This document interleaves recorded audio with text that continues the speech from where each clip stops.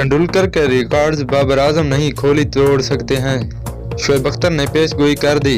इससे पहले अगर आपने हमारा यूट्यूब चैनल पहली बार विजिट किया है तो आपसे गुजारिश है कि हमारा यूट्यूब चैनल सब्सक्राइब कर दें और साथ ही वीडियो को लाइक कर दें। साबिक फास्ट बॉलर शोएब अख्तर का कहना है, सचिन तेंदुलकर के रिकॉर्ड्स सिर्फ विराट कोहली ही तोड़ सकता है।